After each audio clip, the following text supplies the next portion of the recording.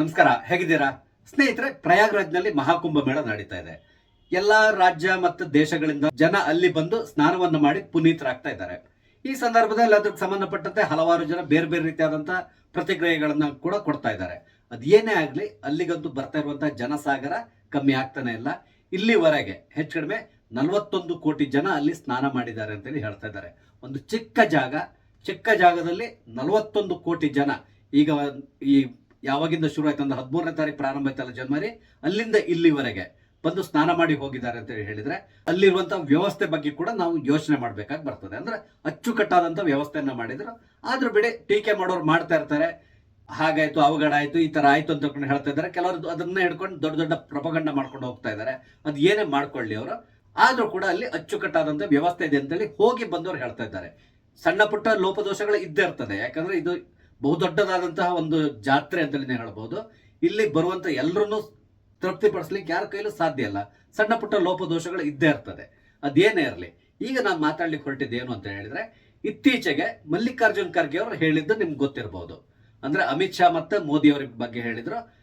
ಪ್ರಯಾಗ್ರಾಜ್ ಅಲ್ಲಿ ಅಂದ್ರೆ ಮಹಾಕುಂಭ ಮೇಳದಲ್ಲಿ ಹೋಗಿ ಗಂಗಾ ನದಿಯಲ್ಲಿ ಮುಳುಗಿ ಎದ್ರೆ ಇವ್ರ ಪಾಪ ಪರಿಹಾರ ಆಗ್ತದ, ಇದರಿಂದಾಗಿ ಬಡವರ ಬಡತನ ಹೋಗುತ್ತಾ, ಈ ರೀತಿ ಹಲವಾರು ರೀತಿಯಲ್ಲೂ ಟೀಕೆಗಳನ್ನ ಮಾಡಿದ್ರು. ನೀವು ನೋಡಿದ್ದೀರಾ. ಅದ್ರ ಬಗ್ಗೆ ಪುನಃ ನಾನು ಹೇಳಲಿಕ್ಕೆ ಹೋಗಲ್ಲ. ಆದ್ರೆ ಈಗ ಏನಾಗಿದೆ ಅಂತ ಹೇಳಿದ್ರೆ, ಇವ್ರದ್ದೇ ಪಕ್ಷದಲ್ಲಿರುವಂತಹ ನಮ್ಮ ರಾಜ್ಯದ DCM ಆಗಿರುವಂತಹ DK ಶಿವಕುಮಾರ್ ಅವರು ಇವತ್ತು ಪ್ರಯಾಗ್ರಾಜ್ಗೆ ಹೋಗಿದ್ದಾರೆ. ಇವತ್ತು ಬೆಳಿಗ್ಗೆ ಅವರು ಹೋಗಿದ್ದಾರೆ. ಈ ಹಿಂದೆನವರು ಒಂದು ಹೇಳಿಕೆಯನ್ನು ಕೊಟ್ಬಿಟ್ಟಿದ್ರು, ನಾನು ಕುಟುಂಬ ಸಮೇತನಾಗಿ ಪ್ರಯಾಗ್ರಾಜ್ಗೆ ಹೋಗ್ತಾ ಇದ್ದೇನೆ, ಮಹಾಕುಂಭ ಮೇಳದಲ್ಲಿ ನಾನು ಭಾಗವಹಿಸ್ತಾ ಇದ್ದೇನೆ, ನನಗೆ ಅಲ್ಲಿ ಸರ್ಕಾರದಿಂದ ಇನ್ವಿಟೇಷನ್ ಇದೆ ಅಂತ ಕೂಡ ಹೇಳಿದ್ದಾರೆ. ಇದು ನಿಮ್ಗೆ ನೆನಪಿರಬಹುದು. ಆ ಸಂದರ್ಭದಲ್ಲಿ ನಮ್ಮ ವಿರೋಧ ಪಕ್ಷದ ನಾಯಕರಾದಂತಹ ಅಶೋಕ್ ಅವರು ಕೂಡ ಒಂದು ಅಧಿಕ ಪ್ರಸಂಗದ ಹೇಳಿಕೆಯನ್ನು ಕೊಟ್ಟಿದ್ರು. ಅದೇನಂತ ಹೇಳಿದ್ರೆ, ಈ ಮುಖಾಂತರ ಅಟ್ಲೀಸ್ಟ್ DK ಶಿವಕುಮಾರ್ ಅವರ ಪಾಪ ತೊಳೆದು ಹೋಗ್ಲಿ ಅಂತ ಕೂಡ ಹೇಳಿದ್ರು. ಇದು ಅಕ್ಷರಶಃ ಅಧಿಕ ಪ್ರಸಂಗದ ಹೇಳಿಕೆ ಅಂತಾನೆ ಹೇಳ್ಬೋದು. ಯಾಕಂದ್ರೆ DK ಶಿವಕುಮಾರ್ ಹೋಗ್ತಾ ಇರೋದು ಅವರ ನಂಬಿಕೆ, ಅವರ ಧರ್ಮದ ಬಗ್ಗೆ ಇಟ್ಟಿರುವಂತ ನಿಷ್ಠೆ, ಅದ್ರ ಮುಖಾಂತರ ಅಲ್ಲಿ ಹೋಗಿ ಸ್ನಾನಕ್ಕೆ ಹೋಗ್ತಾ ಇದ್ರು. ಆದ್ರೆ ಇದನ್ನೇ ಬೇರೆ ರೀತಿಯಲ್ಲಿ ಇವ್ರು ಥಿಂಕ್ ಮಾಡ್ತಾರಲ್ಲ, ಇದು ಬಹುದೊಡ್ಡದಾದ ತಪ್ಪು. ಈಗ ಇರುವ ವಿಷಯ ಏನು ಅಂತ ಹೇಳಿದ್ರೆ, ಈಗ ಮಲ್ಲಿಕಾರ್ಜುನ್ ಖರ್ಗೆ ಅವರು ಕಳೆದ ಬಾರಿ ಹೇಳಿರೋದು ನಿಮ್ಗೆ ಗೊತ್ತಿದೆ, ಏನ್ ಹೇಳಿದ್ರು ಅಂತ ಹೇಳ್ಕೊಂಡು. ಆದ್ರೆ ಈಗ ಅವರದ್ದೇ ಪಕ್ಷದ DK ಶಿವಕುಮಾರ್ ಅವರು ಅಲ್ಲಿ ಹೋಗ್ತಾ ಇದ್ದಾರೆ. ಇದಕ್ಕಿಂತ ಮೊದಲು ಒಂದು 2 ದಿನ 3 ದಿನ ಮೊದಲೇ ಅವರ ಮಗಳು ಐಶ್ವರ್ಯ ಅವರು ಈಗಾಗಲೇ ಮಹಾಕುಂಭ ಮೇಳಕ್ಕೆ ಹೋಗಿದ್ದಾರೆ, ಅಲ್ಲಿ ಸ್ನಾನ ಮಾಡಿದ್ದಾರೆ. ಅದ್ರ ಬಗ್ಗೆ ಅದಕ್ಕೆ ಸಂಬಂಧಪಟ್ಟಂತೆ ಅವರು ಸೋಷಿಯಲ್ ಮೀಡಿಯಾಗಳಲ್ಲಿ ಬರ್ಕೊಂಡಿದ್ದಾರೆ. ಅಲ್ಲಿಯ ವ್ಯವಸ್ಥೆ ಬಗ್ಗೆ ಕೂಡ ತುಂಬಾ ಚೆನ್ನಾಗಿ ಇದೆ ಅಂತ ಬರ್ಕೊಂಡಿದ್ದಾರೆ. ಇದನ್ನು ಕೂಡ ಎಲ್ಲರೂ ನೋಡಿರ್ತಾರೆ. ನಂತರ ಈಗ DK ಶಿವಕುಮಾರ್ ಅವರು ಅಲ್ಲಿ ಹೋಗ್ತಾ ಇದ್ದಾರೆ. ಹೋಗೋ ಮುಖಾಂತರ ನಾನೊಬ್ಬ ಹಿಂದೂ, ನನ್ನ ಧರ್ಮ ಅಥವಾ ನನ್ನ ಆಚರಣೆ ಇದನ್ನ ಪ್ರಶ್ನೆ ಮಾಡ್ಲಿಕ್ಕೆ ಯಾರಿಗೂ ಹಕ್ಕಿಲ್ಲ ಅಂತ ಹೇಳ್ಕೊಂಡು ಈ ಮುಖಾಂತರ ತೋರಿಸ್ಬಿಟ್ಟಿದ್ದಾರೆ. ಅಂದ್ರೆ ಇದು ನೇರವಾಗಿ ಹೇಳಬೇಕು ಅಂದ್ರೆ, ಒಂದ್ ರೀತಿಯಾಗಿ ಅವರ ಪಕ್ಷದ ಅಧ್ಯಕ್ಷರಾಗಿರುವಂತಹ ಮಲ್ಲಿಕಾರ್ಜುನ್ ಖರ್ಗೆ ಅವರಿಗೆ ಖಂಡಿತವಾಗಿ ಒಂದ್ ರೀತಿಯಾದ ಕಪಾಳ ಮೋಕ್ಷ ಅಂತಲೇ ಹೇಳ್ಬೋದು. ಯಾಕಂತ ಹೇಳಿದ್ರೆ ಅವರೇ ಹೇಳಿದ್ದಾರೆ, ಅಲ್ಲಿ ಹೋಗಿ ಮುಳುಗಿದ್ರೆ ಹಾಗಾಗತ್ತಾ ಹೀಗಾಗತ್ತಾ ಅಂತೇಳಿ. ಈಗ DK ಶಿವಕುಮಾರ್ ಅವರು ಅಲ್ಲಿ ಹೋಗ್ತಾ ಇದ್ದಾರೆ. ಯಾಕಂದ್ರೆ ಇಲ್ಲಿ ರಾಜಕೀಯ ಮಾಡಬೇಕಾದಂತ ಅವಶ್ಯಕತೆ ಯಾರಿಗೂ ಇಲ್ಲ. ಇದು ಒಂದು ತೀರ್ಥ ಕ್ಷೇತ್ರ, ಅಲ್ಲಿ ಎಲ್ಲರೂ ಹೋಗ್ತಾ ಇದ್ದಾರೆ. ಈಗ BJP ಸರ್ಕಾರ ಇದೆ ಉತ್ತರ ಪ್ರದೇಶ ಮತ್ತು ಸೆಂಟ್ರಲ್ ನಲ್ಲಿ. ಅಲ್ಲಿ ಪ್ರಯಾಗ್ರಾಜ್ನಲ್ಲಿ ಈ ಒಂದು ಮಹಾಕುಂಭ ಮೇಳ ನಡೀತಾ ಇದೆ. ಇದಕ್ಕೂ ಹಿಂದಿನ ಕುಂಭಮೇಳ ನಡೆದಾಗ ಅಲ್ಲಿ ಅಖಿಲೇಶ್ ಯಾದವ್ ಅವರ ಸಮಾಜವಾದಿ ಪಕ್ಷ ಇತ್ತು, ಆಗ ಕೂಡ ಅಲ್ಲಿ ಕುಂಭಮೇಳ ನಡೆದಿತ್ತು. ಹಾಗಾದ್ರೆ ಆ ಸಂದರ್ಭದಲ್ಲಿ ಇವರು ಏನ್ ಮಾಡ್ಬೇಕಿತ್ತು ಅಂದ್ರೆ, ಸಮಾಜವಾದಿ ಪಕ್ಷದ ಈ ಅಖಿಲೇಶ್ ಇವರು ಯಾರು ಕೂಡ ಹಿಂದೂ ಧರ್ಮವನ್ನ ಹೀಗಳೆಯೋದನ್ನ ಯಾವತ್ತೂ ನಿಲ್ಲಿಸಲಿಲ್ಲ. ಮುಂದೆ ಕೂಡ ಅವ್ರು ಕಂಟಿನ್ಯೂ ಮಾಡ್ಕೊಂಡು ಹೋಗ್ತಾರೆ. ಯಾಕಂದ್ರೆ ಅದು ಕೇವಲ ಅವರು ವೋಟ್ ಬ್ಯಾಂಕಿಗಾಗಿ ಮಾಡುವಂತ ಒಂದು ಪ್ರಪಗಂಡ. ಅದೇ ರೀತಿಯಲ್ಲಿ ಕಾಂಗ್ರೆಸ್ನವರು ಕೂಡ ಅಷ್ಟೇ. ಇತ್ತೀಚೆಗೆ ಏನಾಗಿದೆ ಅಂದ್ರೆ, ಅವರಿಗೆ ಹಿಂದೂ ಧರ್ಮದವ್ರಿಗೆ ಬೈದ್ರೆ ನಮ್ಗೆ ಇನ್ನೊಂದು ಧರ್ಮದವರು ಖುಷಿ ಪಡ್ತಾರೆ, ನಮ್ಗೆ ಮತವನ್ನ ಹಾಕ್ತಾರೆ ಅಂತಕೊಂಡು ಇವರು ಕೂಡ ಪ್ಲಾನ್ ಮಾಡ್ಕೊಂಡೆ ಈ ರೀತಿ ಎಲ್ಲ ಹೇಳ್ಕೊಂಡು ಹೋಗ್ತಾರೆ. ಅಂದ್ರೆ ಹಿಂದೂಗಳ ಆಚರಣೆಯನ್ನ ಇವರು ಟೀಕೆ ಮಾಡೋದು ಇದೆಲ್ಲ ಕಾಮನ್ ಆಗಿ ನಡೀತಾ ಇರ್ತದೆ. ರಾಹುಲ್ ಗಾಂಧಿ ಕೂಡ ಅಷ್ಟೇ, ಚುನಾವಣೆ ಬಂದ ಸಂದರ್ಭದಲ್ಲಿ ಅವರು ಇದ್ದಕ್ಕಿದ್ದಾಗಿ ಹಿಂದೂ ಆಗಿ ಕನ್ವರ್ಟ್ ಆಗಿಬಿಡ್ತಾರೆ. ಚುನಾವಣೆ ಮುಗ್ದ ಮೇಲೆ ಅವರು ಹಿಂದೂ ಆಗಿರಲ್ಲ, ಬೇರೆ ಏನೋ ಆಗಿರ್ತಾರೆ. ನೀವು ಎಲ್ಲ ಕಡೆ ನೋಡಿದ್ದೀರಿ ಏನೆಲ್ಲ ಮಾಡ್ತಾರೆ, ಎಷ್ಟು ದೇವಸ್ಥಾನಕ್ಕೆ ಹೋಗ್ತಾರೆ, ಪ್ರತಿಯೊಂದು ನೀವು ನೋಡಿದ್ದೀರಿ. ಅದೆಲ್ಲದೂ ಕೂಡ ಚುನಾವಣೆ ಸಂದರ್ಭದಲ್ಲಿ ಮಾತ್ರ.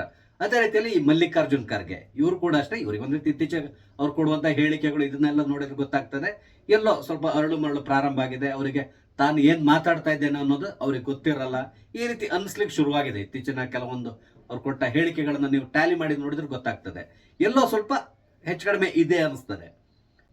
ಅದೇನೇ ಇರಲಿ, ಇಲ್ಲಿರುವಂತ ಸಮಸ್ಯೆ ಏನು ಅಂದ್ರೆ, ಅಲ್ಲಿ ಈ ಗರ್ಭಗುಡಿ ಸಂಸ್ಕೃತಿ ಇದೆಯಲ್ಲ ಕಾಂಗ್ರೆಸ್ನಲ್ಲಿ, ಅಂದ್ರೆ ಗರ್ಭಗುಡಿಯಲ್ಲಿ ಪ್ರತಿಷ್ಠಾಪನೆ ಆಗಿರುವಂತಹ ಸೋನಿಯಾ ಗಾಂಧಿ, ರಾಹುಲ್ ಗಾಂಧಿ ಮತ್ತೆ ಪ್ರಿಯಾಂಕಾ ವಾದ್ರಾ. ಇತ್ತೀಚೆಗೆ ಈಗ ಕಾಂಗ್ರೆಸ್ನ ಪರಿಸ್ಥಿತಿ ಹೇಗಾಗಿದೆ ಅಂತ ಹೇಳಿದ್ರೆ, ನಮ್ಮ ಸಿದ್ದರಾಮಯ್ಯನ ಆದಿಯಾಗಿ ಈಗ ಇನ್ನೊಬ್ರು ಕೈ ಕಾಲು ಕೂಡ ಹಿಡಿಬೇಕಾಗಿದೆ. ಅದು ಯಾರಂದ್ರೆ ಪ್ರಿಯಾಂಕಾ ವಾದ್ರಾ.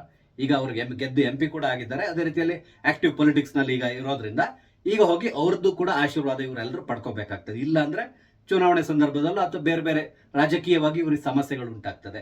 ಸೊ ಇವ್ರನ್ನೆಲ್ಲರನ್ನು ಖುಷಿ ಪಡಿಸ್ಬೇಕು ಅಂದ್ರೆ ಈ ತರದಲ್ಲಿ ಹಿಂದೂ ಧರ್ಮದ ಬಗ್ಗೆ ಮಾತಾಡಬೇಕು, ಪ್ರಯಾಗ್ರಾಜ್ ಬಗ್ಗೆ ಹೀನಾಯವಾಗಿ ಮಾತಾಡಬೇಕು. ಹೀಗೆಲ್ಲ ಮಾಡ್ತಾ ಇದ್ರೆ ಇವರಿಗೆ ಖುಷಿ ಆಗ್ತದೆ. ಆ ಮುಖಾಂತರ ತಮ್ಮ ಸ್ಥಾನ ಭದ್ರವಾಗಿರ್ತದೆ. ಇದು ಮಲ್ಲಿಕಾರ್ಜುನ್ ಖರ್ಗೆ ಅವರ ಯೋಚನೆ, ಆಲೋಚನೆ. ಅದೇ ರೀತಿಯಲ್ಲಿ ಅವರು ಮುಂದುವರ್ಸ್ಕೊಂಡು ಹೋಗ್ತಾ ಇರ್ತಾರೆ.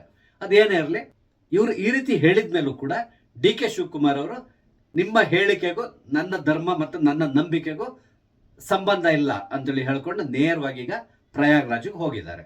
ಆ ಮುಖಾಂತರ ತಾನು ಹಿಂದೂ ಧರ್ಮವನ್ನ ನಂಬ್ತೇನೆ, ಅದೇ ರೀತಿಯಲ್ಲಿ ದೇವ್ರ ಮೇಲೆ ನಾನು ನಂಬಿಕೆ ಇಟ್ಟಿದ್ದೇನೆ, ಅದೇ ಪ್ರಕಾರ ನಾನು ಇಲ್ಲಿ ಬಂದು ಪುಣ್ಯ ಸ್ನಾನವನ್ನ ಮಾಡ್ತಾ ಇದ್ದೇನೆ ಅಂತ ಹೇಳಿ ಸಾರಿ ಇಡೀ ಕಾಂಗ್ರೆಸ್ ಪಕ್ಷಕ್ಕೆ ತೋರಿಸ್ತಾ ಇದ್ದಾರೆ.